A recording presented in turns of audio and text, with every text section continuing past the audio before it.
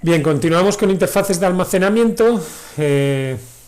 Estábamos hablando de M.2, acordaros la comparativa, hemos enseñado M.2 sobre NVMe, la mejor combinación, y ahora quería hablaros de los M.2 como factor de forma. Si os fijáis, el factor de forma de cómo son los discos SSD, son tarjetas de circuito impreso con unos tamaños, ¿no? Y hay distintos modelos, y bueno, aquí tenéis M.2, la tecnología de Intel Optane.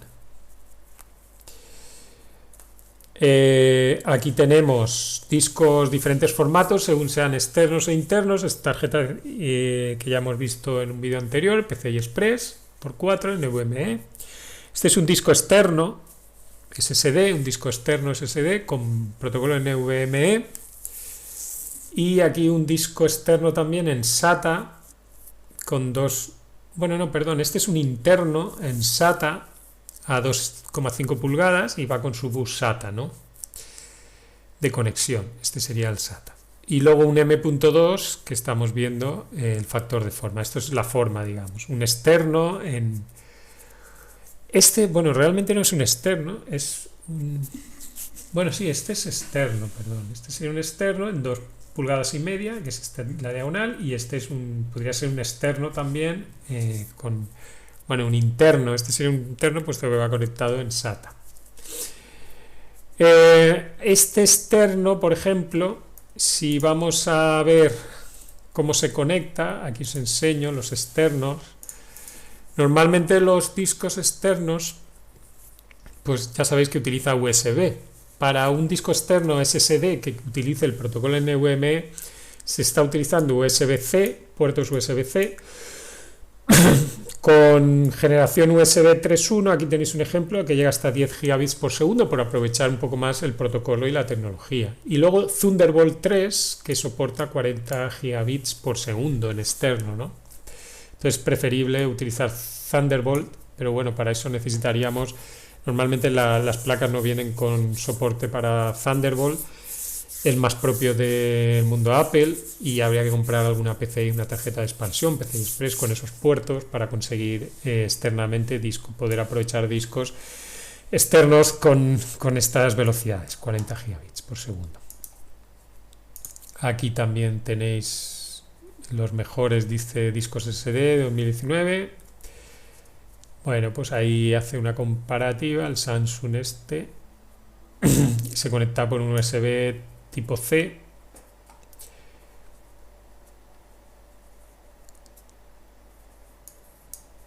Bueno, pues y con el protocolo y con USB 3.0. El conector es tipo C y el USB 3.0. Claro, el USB 3.1 y USB 3.2 ya sabéis que mejora las velocidades. Y respecto a los factores de forma de M2, lo que os decía, factor de forma, bueno, pues son estas formas que os estaba diciendo, pues estos tamaños que definen a los factores de forma, que ya por industrias, conforme lo fabrican, pues tiene este M2 con una hendidura sería para NVMe. Estos son para hacer esquemas, a ver. Bueno.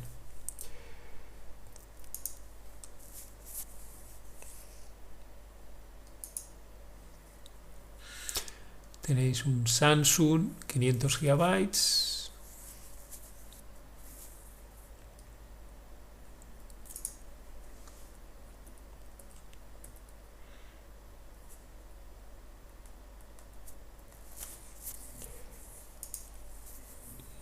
Vale.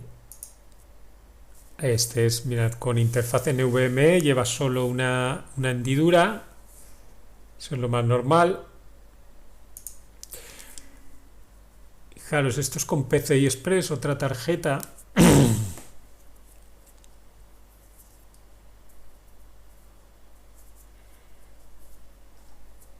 Bueno, aquí tenéis distintos con MSATA. no, con M2 en SATA, perdón, M.2 en SATA, con dos aquí conectados a un portátil.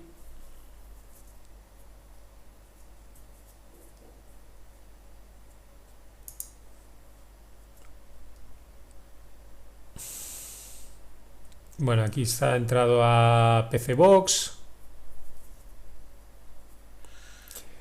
Pues, estas son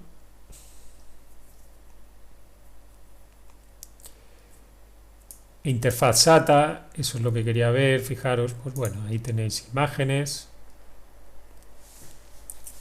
ese factor de forma que son los discos en formato M.2, es esta circuitería, ¿sí? Y los módulos de este modo, ¿no?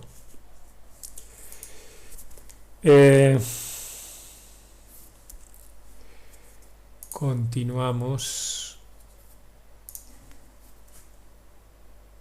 Y ya digo, bueno, discos externos por USB se suelen conectar internamente por SATA y el M2.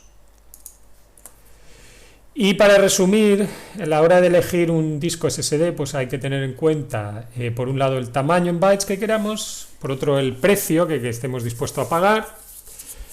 Luego, saber que el conector M.2 y si existe conector M.2, pues podremos acceder a discos SSD con el formato M.2, pero hay que tener en cuenta en la placa base si ese M.2 va a SATA o es compatible SATA solo o compatible también en NVMe, porque si es compatible en NVMe en nuestra placa podremos comprar SSD con protocolo NVMe que va a mejorar el rendimiento, ¿no? Comprobaremos características sobre velocidad de lectura y escritura en disco, como hemos hecho anteriormente, tanto en secuencial como en aleatorio, y comprobar el tiempo de vida, que esto eran los terabytes written, y el tiempo medio entre fallos, para ver el tema de la fiabilidad.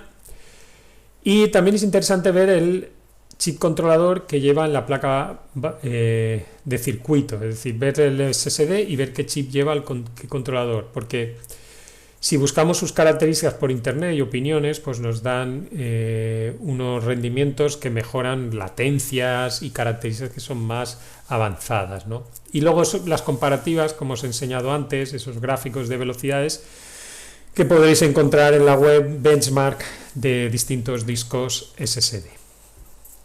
Bueno, pues aquí acabaría la parte de discos SSD y de interfaces de almacenamiento. La siguiente entraremos en dispositivos de almacenamiento avanzado,